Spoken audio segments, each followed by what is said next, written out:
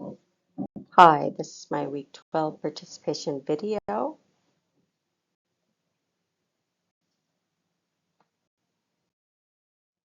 So today we're going to talk about rubrics in evaluation.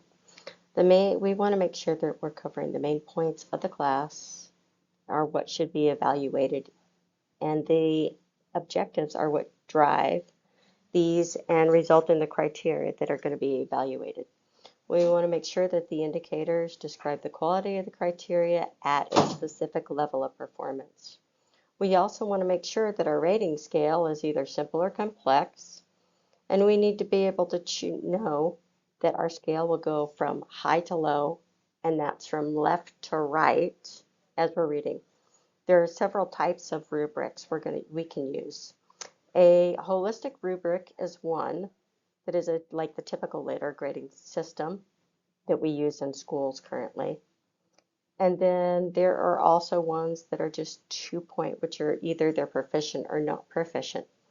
These offer less feedback, but are consistent between the evaluators.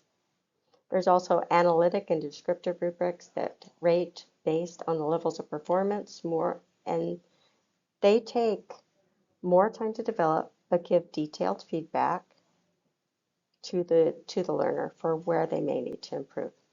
We also have single point rubrics. They only evaluate the proficiency level or baseline standard, and it doesn't give anyone feedback. You're either going to be proficient or not proficient.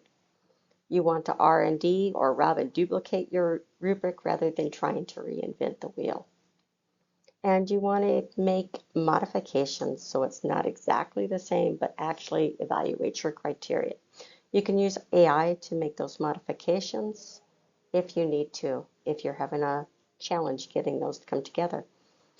Make sure that your rubric evaluates the most important relevant points of your lesson. Have other instructors evaluate your rubric and then test it with students and edit it and update it as needed to make sure that it is doing the job it needs to. So when we go look at classroom challenges that we may actually encounter in the classroom, we want to make sure that we have our classroom prep. Everyone gets the jitters before going into an event or performing. We want to possibly prepare a music playlist that will help us prepare for class and raise our emotional state. We want to make sure that if we are feeling the common imposter syndrome, that we balance humility with our confidence so that we can still be receptive and we're also received well by our learners so we can take and learn from them like we all should be. We need to practice our lesson to get our timing down and prepare a little extra activity. So then we're not worried about under preparing or over preparing for a class. We don't need to over prepare if we know our times and we know that we speed up sometimes when we're nervous. As far as classroom policies, we want to think about how to deal with the students that are having side conversations, passionate student disagreements, and people that are over talking the whole class or want to actually be at the center of the conversation. We want to have written policies in place for cheating, plagiarism, and the use of AI, which is now very relevant right now. We want to make sure we educate and answer any student questions relating to that. If you have a student that is young, particularly freshmen, or those working in groups with varying levels, you want to make sure that they understand and that they communicate back and forth when they pulled out a quote, so then that quote can be cited properly.